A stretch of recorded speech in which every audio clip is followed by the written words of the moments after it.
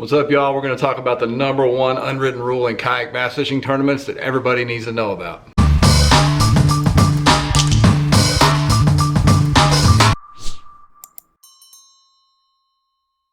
So it's 2022, the season's getting ready to start. There's a lot of new people getting involved in tournaments, whether it's local, regional, national, whatever the case may be.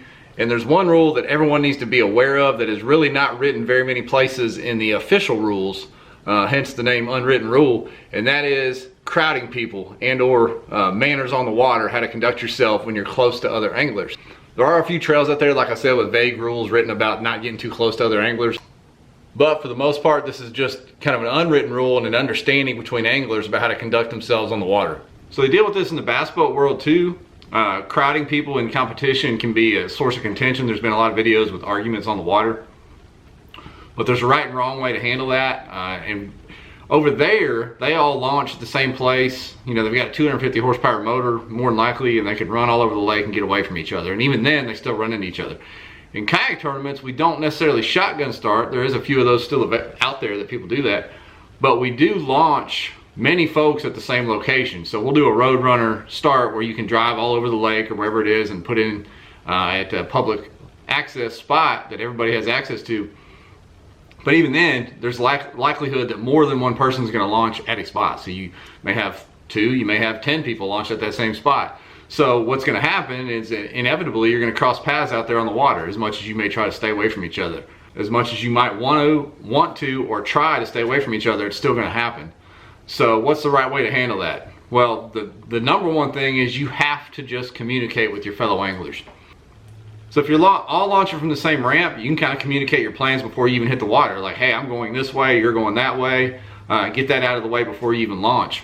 The #1 key to solving this problem is just communication. If you come across someone on the water that is fishing an area, of course, if they're there first, you need to give them the right of way. They were there first, so, you know, swing wide and go around them. Keep your distance.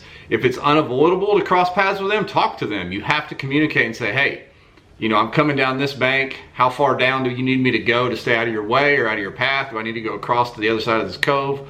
What's the deal? You need to just communicate with them and respect the answer they give you. They may say, hey, come right up into here with me. Let's cast at the same tree stump. They might. Or they may say, hey man, I'm really on them. I need you to just get on out of here and find a different spot to fish. Whatever they say, if they have the right of way, if they were there first, even though it is a public body of water, everyone can get right on top of each other if they want to. You need to have the respect and the manners to understand your fellow competitor and let them have that spot or yield to them if they were there first. Now, if we're talking in a multi-day tournament, that changes a lot of things. So if it's day 2 or day 3 of a multi-day tournament and you're not in contention, but the person you run into is, even if you were there first, even if you were the first person on a spot that day, and an angler that is maybe in contention to win the event comes upon you and you're way down the list and just, you know, fishing for a few points or something, in my opinion, because this is an unwritten rule we're talking about, if they ask to come in that area, you should yield the spot to them. That's happened to me many times. I've, you know, said, oh no, this is yours, let me get out of here. And then it's been reciprocated before too. Like, hey, I'm on them in this area. I've been bouncing back and forth between these 2 wing nams or points or whatever the case may be, and the other angler usually will yield and say, oh, my bad, man, let me get out of here. Good luck, hope you win. So multi-day tournaments, it changes that dynamic a little bit, but the overall theme here is just communicate. If you're too close or getting close to other anglers, you need to communicate. Don't just assume they know what you're doing or don't assume what they're gonna do.